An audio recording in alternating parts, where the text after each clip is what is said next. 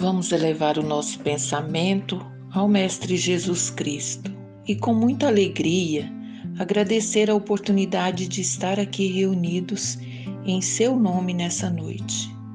Principalmente, agradecemos por estar aqui reunidos nesse momento tão difícil que o nosso planeta Terra atravessa.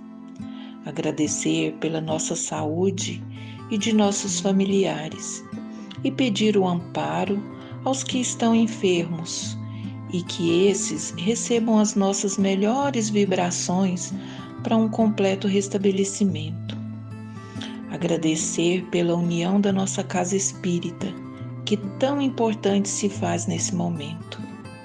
Que o Mestre Jesus abençoe e ilumine o palestrante dessa noite, para que possamos absorver suas palavras, e não somente absorver, mas também que sejamos multiplicadores dos ensinamentos que receberemos hoje.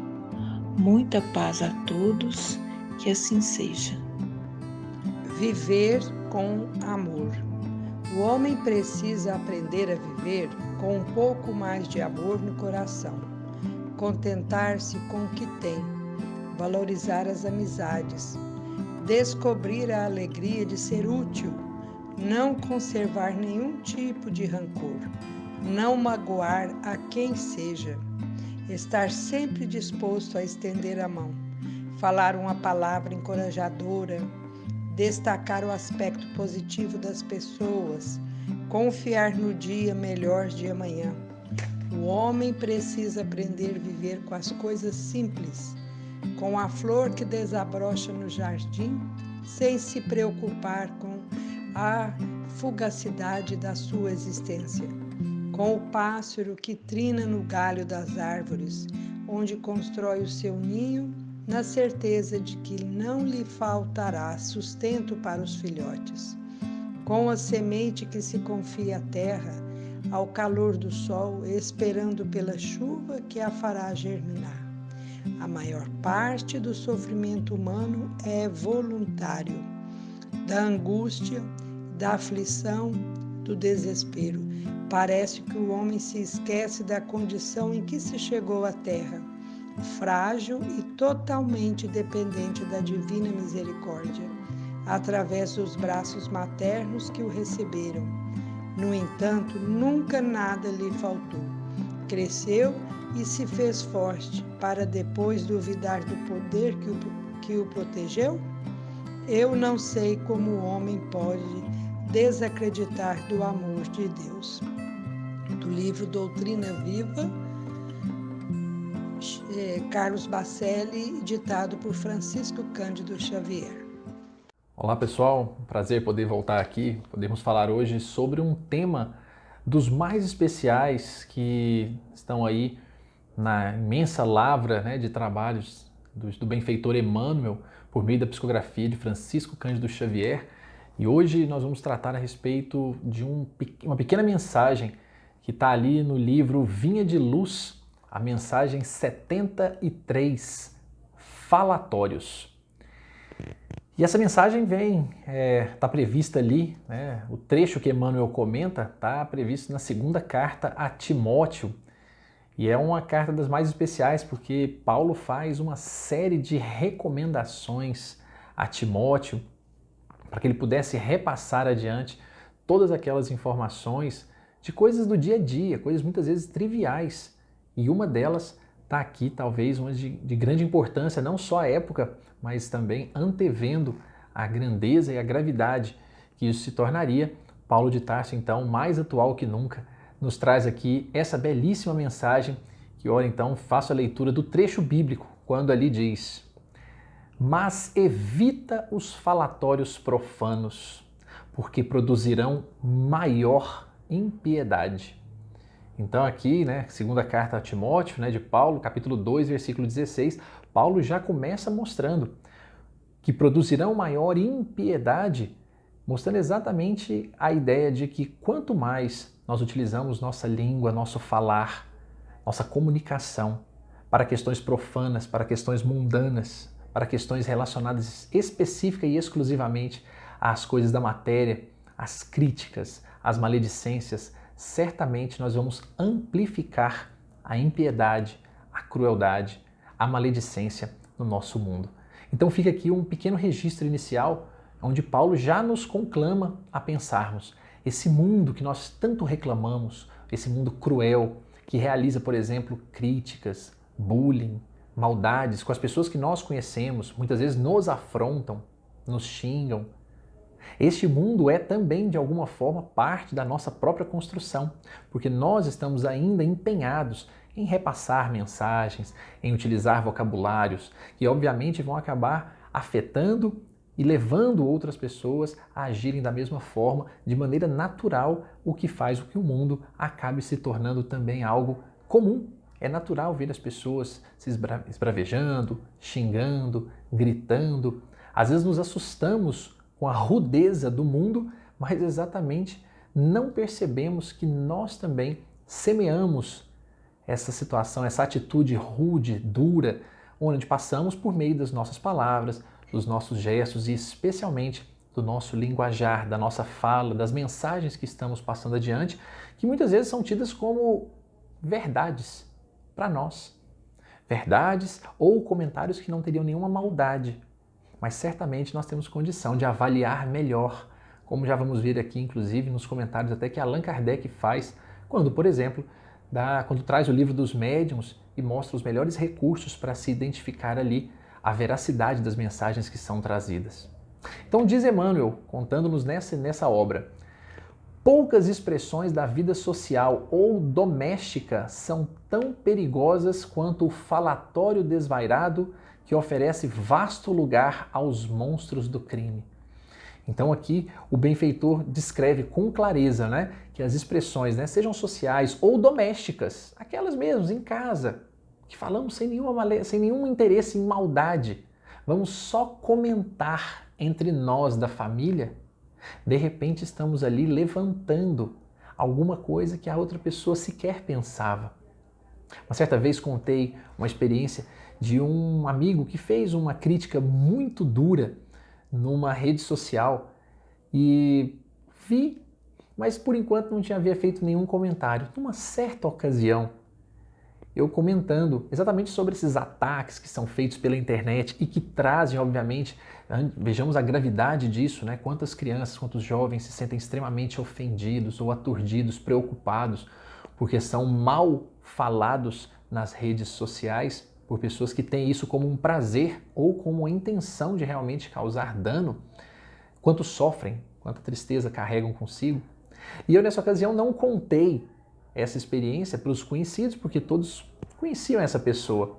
Mas num dia em que o assunto era exatamente esse, que iria se falar exatamente sobre as maledicências, as falas muito duras na internet, eu fiz um comentário e acabei falando, que uma certa vez eu vi um comentário muito ácido e que era dessa pessoa conhecida. Pessoas que estavam conosco ali, que são pessoas extremamente tranquilas, fizeram aquela cara de espanto, de horrorizadas e escutaram uma faceta, viram uma versão dessa pessoa que não haviam pensado. Ou seja, num comentário extremamente singelo, que não tinha nenhum objetivo de marcar ninguém, acabei marcando. Exatamente por ter feito um comentário em que eu, sem talvez imaginar, mas lá no fundo, certo de que se alguém ouviria aquele comentário, certamente guardaria aquela informação negativa. É certo que cada um vai fazer o julgamento e vai abandonar, saber separar o mal do malfeitor. Esse é o grande objetivo de todos nós. Mas e aqueles que ainda não o sabem fazer? Vão guardar aquela experiência como se fosse então um novo rótulo. Essa pessoa é cruel, essa pessoa é um hater de internet, fala e ataca as pessoas na internet. Ninguém vai se lembrar mais do bom pai de família que é, da pessoa honrada com o seu trabalho, que procura fazer vários trabalhos, inclusive assistenciais e atividades na sua área de ofício, de profissão, que auxilia inúmeras pessoas sem ao menos cobrar. De repente, fica apenas aquela imagem criada por conta de um falatório. Então, Emmanuel já nos recorda aqui a importância que é o cuidado ao falarmos especialmente sobre as pessoas. para que nós não coloquemos ali a nossa negatividade, a nossa forma de enxergar. Mas continua o benfeitor. A atividade religiosa e científica ha descoberto numerosos fatores de desequilíbrio no mundo, colaborando eficazmente por extinguir-lhes os focos essenciais. Então aqui, tanto a ciência, no âmbito aí descobrindo as doenças psíquicas, os males psíquicos, quanto a religião, trabalhando no mesmo contexto, mas aqui enxergando a ausência de fé, de esperança, ambos estão trabalhando para tentar realmente eliminar, seja com base, por exemplo, a ciência, com medicamentos, terapias, seja a religião, no aspecto desse envolvimento com o amor, com as obras divinas, com aquilo que realmente causa bem-estar. Então ele menciona um ponto positivo, um trabalho interessante de cada uma dessas áreas. E ainda questiona, quanto se há trabalhado louvavelmente no combate ao álcool e à sífilis? Pegando aqui exemplos muito clássicos da época em que a obra foi escrita, né, por Emmanuel, e até hoje, obviamente, ainda tem aí os seus resultados gravíssimos numa área e na outra. Então aqui ele pergunta, quanto se há trabalhado? Muito. Nós vemos inúmeras obras aí, sejam elas no âmbito científico, seja no âmbito religioso, lutando e trabalhando exatamente para combater dois males citados de âmbito social. Ninguém contesta a influência destruidora de ambos os elementos. Arruinam coletividades, estragam a saúde, deprimem o caráter. Ou seja, aqui não há dúvidas. A ciência comprova que ambos são males de âmbito social.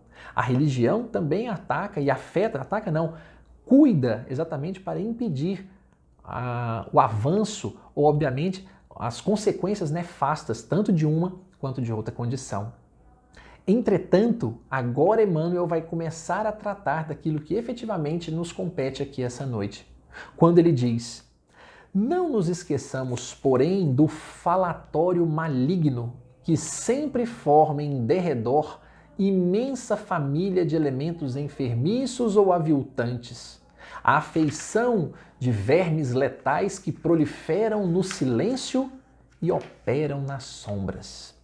Então aqui Emmanuel já faz uma comparação de que esse falatório maligno que nós utilizamos muitas das vezes são tão cruéis, tão nefastos, são como vermes que proliferam no silêncio e operam nas sombras.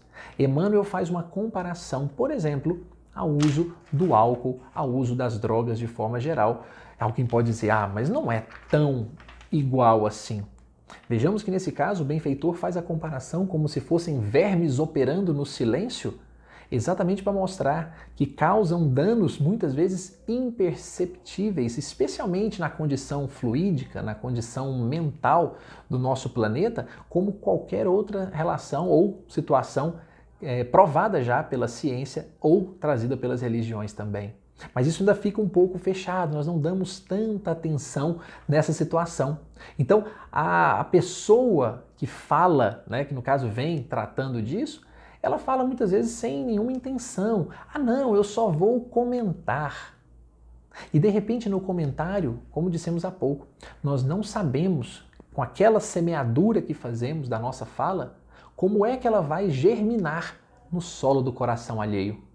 Se esse solo é um solo preparado para separar, discernir as questões ou não. Se é um solo que está, na verdade, ansioso, muito mais do que pela informação, mas pelo fuxico, pela fofoca, pelo repassar adiante, pelo saber primeiro, não para auxiliar, mas para proliferar a maledicência que ali está. Então essa primeira questão envolve eu não conhecer o outro e passa, lógico, pela sequência de eu conhecer a mim mesmo. Serei eu capaz de coordenar, de fazer com que efetivamente aquela informação não saia de mim com caráter malicioso, mas que seja, na verdade, com caráter de auxílio, se é que é possível? Por essas e outras questões é que é muito comum, nós vemos aquelas histórias envolvendo ali o filtro de Sócrates, que Sócrates utilizava essa ideia de perguntar: o que eu vou dizer é verdade? Primeiro passo. Se eu não tenho certeza ou não sei, melhor não dizer. O que eu vou dizer é bom? Não, o que eu vou dizer talvez seja uma maldade, uma crueldade com alguém, eu estou ressaltando um defeito, estou montando uma imagem que realmente não é uma imagem boa. Então não vale a pena mencionar. E a terceira e última delas é o filtro da utilidade. Além depois de ser verdadeiro, bom, o que eu vou dizer é útil, vai fazer crescer, vai fazer acrescentar, eu vou me unir a outras pessoas num propósito melhor? Não, também não vai. Então aí está uma situação em que se algum desses filtros não preencher o requisito, talvez seja melhor nós não adentrarmos, porque certamente estaríamos aí adentrando nesse espírito do falatório que Emmanuel menciona aqui com muita sabedoria. Por isso é que ele diz que raros meditam nisto. Mas não será, porventura, o verbo desregrado o pai da calúnia, da maledicência, do mexerico, da leviandade e da perturbação? Então aí o verbo desregrado, o falatório sem pensar, ele não é, na verdade, a semente de tudo isso que a gente vê hoje no mundo e que muitas vezes criticamos, quando vemos pessoas se digladiando, pessoas brigando, xingando umas às outras, quando colocam rótulos em pessoas que nós muitas vezes não gostamos, quando nos atacam ou atacam os nossos entes queridos, tudo isso não será, na verdade, uma decorrência, um fruto daquela semente plantada lá atrás, quando não se pensava em controlar melhor a fala, a língua, os palavreados e as informações que nós carregamos conosco. Então Emmanuel já trata disso lá nas décadas de 50, 60, quando traziam essas mensagens aqui, e que nós vamos ver com muita clareza que hoje se aplicam com muita lucidez. E atualidade, por assim dizer. Continua o benfeitor dizendo: Deus criou a palavra, o homem engendrou o falatório. O verbo é sagrado, o verbo é divino. A oportunidade de comunicar-se, ela pode ser obviamente levada para fazer com que grandes, como por exemplo o Sermão da Montanha, ali está um exemplo de uma fala, de um discurso cheio de divindade, cheio de poder, cheio de amor. Bem diferente dos falatórios comuns da vida mundana que nós muitas vezes levamos quando dizemos coisas sobre pessoas, sobre situações em que no fundo, não estamos agregando, não melhorando, não tornando aquilo melhor, mas do contrário, apenas difamando, criando uma casca e que no fundo sabemos a essência das coisas tende a ser divina. A essência das pessoas é divina, segundo o Livro dos Espíritos nos traz. Mas nós nos atentamos à casca e construímos ali imagens que certamente vão passando de um para o outro. E aí, pensamos hoje que não, mas temos responsabilidade sobre aquilo que semeamos, pois o fruto decorrente dele é, com certeza, uma consequência do nosso gesto, muitas vezes impensado, inconsequente. Ainda continua o benfeitor: a palavra digna infunde consolação e vida. Lembremos do Sermão da Montanha. A murmuração perniciosa propicia a morte. Quantos inimigos da paz do homem se aproveitam do vozerio insensato para cumprirem criminosos desejos?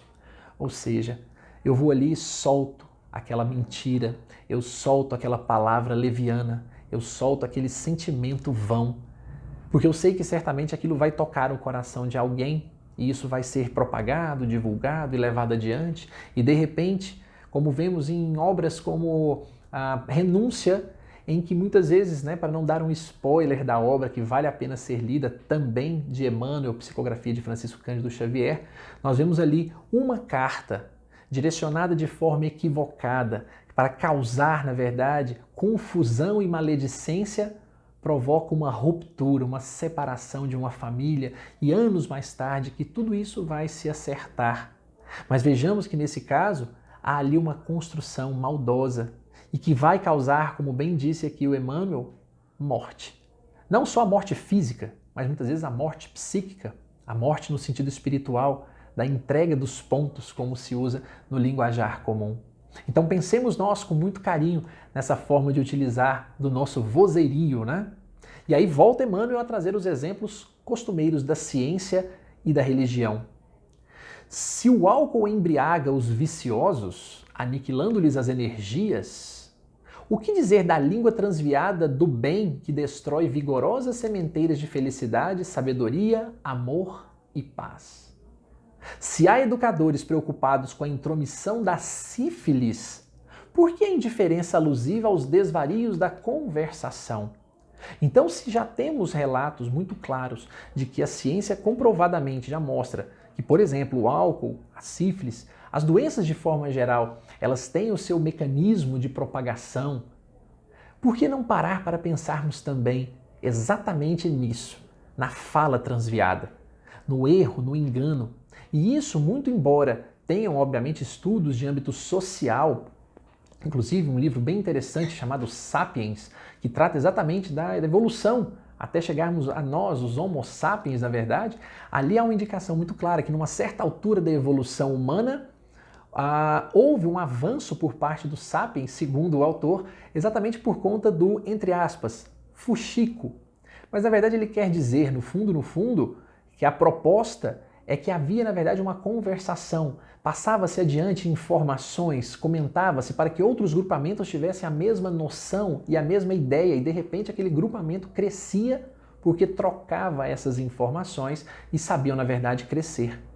O problema que Emmanuel ressalta aqui é exatamente a informação deturpada, ou a informação que se deturpa, ou a informação que se traz com maledicência porque sabe que vai causar algum dano, ou ainda que não se saiba, ainda assim é colocada à prova, à frente, e aí, obviamente, as consequências podem ser cruéis. E aí sim, dependendo de cada um fazer a sua análise, a sua noção para com Deus e com as suas verdadeiras intenções do porquê dizer, para quem dizer, como dizer. Repetindo, para quem dizer, como dizer e o que dizer, para que obviamente nós consigamos fazer aí os filtros já mencionados aqui de Sócrates, né, nesse mesmo sentido.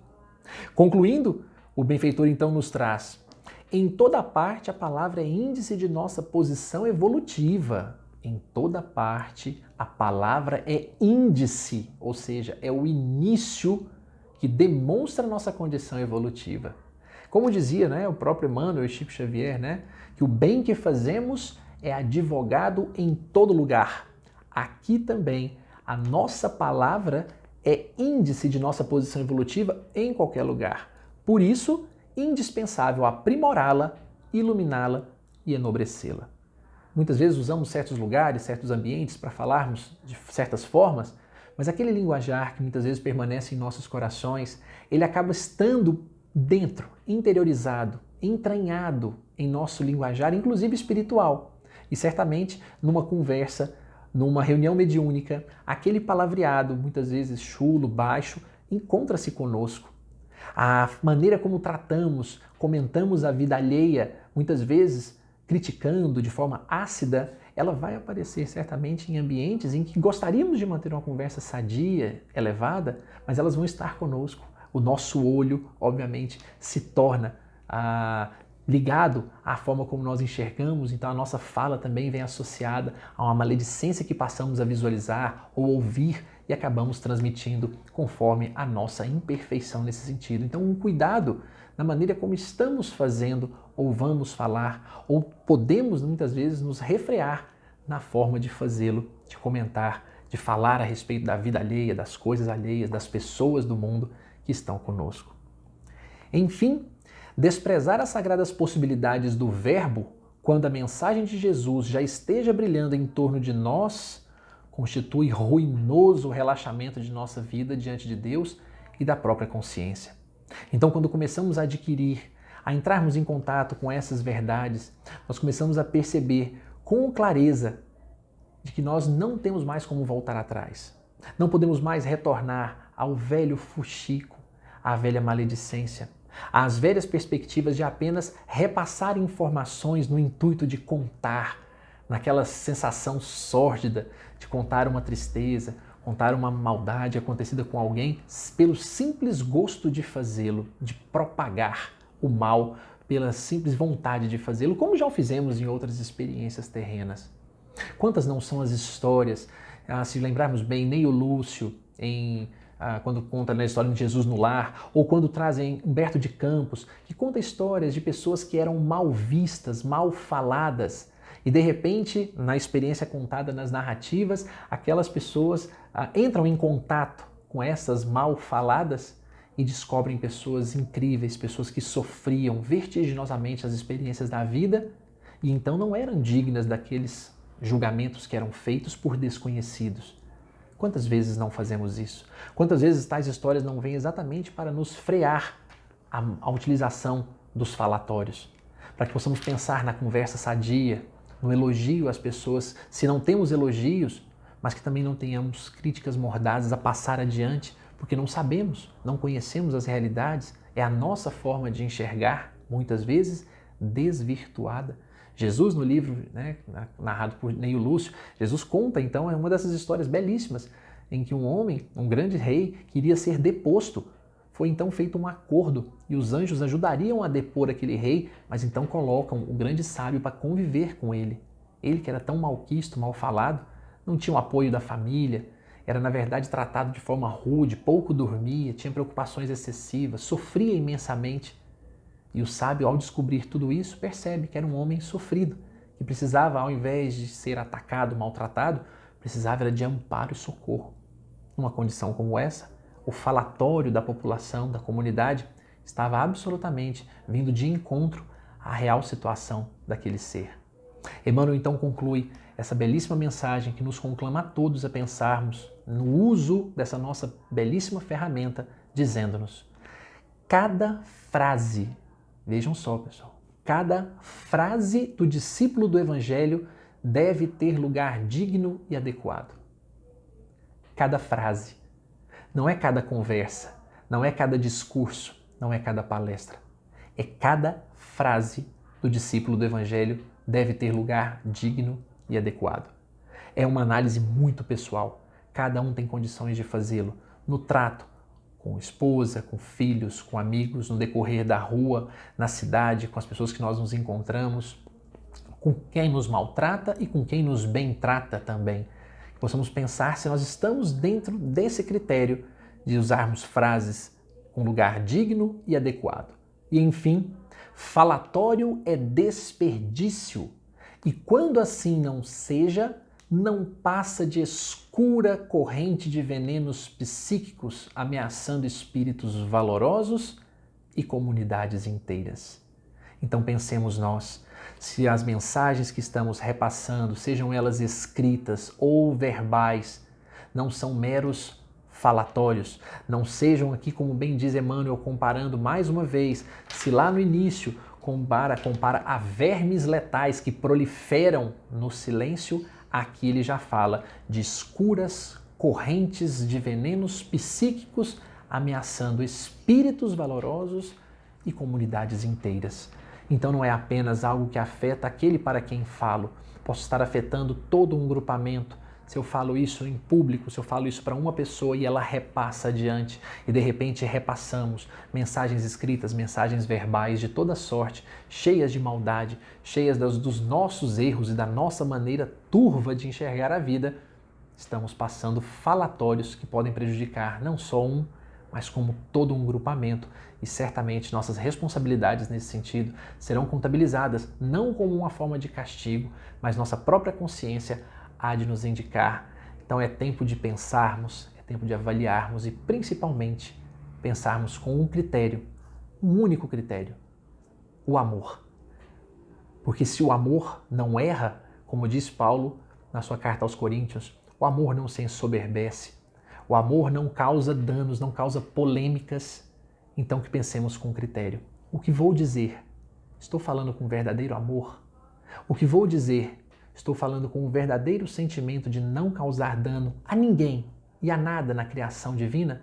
Se assim o for, falemos. Se não o for, procuremos aos poucos nos calar até convertermos isso então, enfim, se não numa frase em que hoje não consigo porque vou realmente ser maledicente, depois passo a uma fase de silêncio e por fim consigo converter tudo aquilo em uma fala de esperança, de amor, de temperança e principalmente de caridade. Se assim conseguirmos fazer, talvez já tenhamos adquirido aí futuramente um linguajar desses grandes homens que já passaram pelo mundo aqui, à exceção de Jesus, acima de todos, mas já pessoas como Francisco Cândido Xavier, como outros grandes homens que vieram falar sobre o bem, que convertiam sempre maldades em palavras de amor e de fraternidade.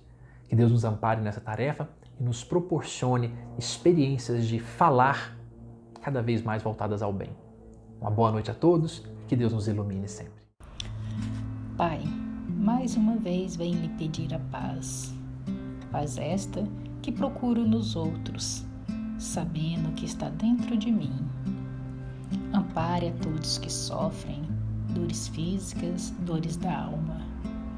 Perdoe se tanto peço, sendo que deveria dizer: Pai, estou aqui, o que queres que eu faça? Assim seja.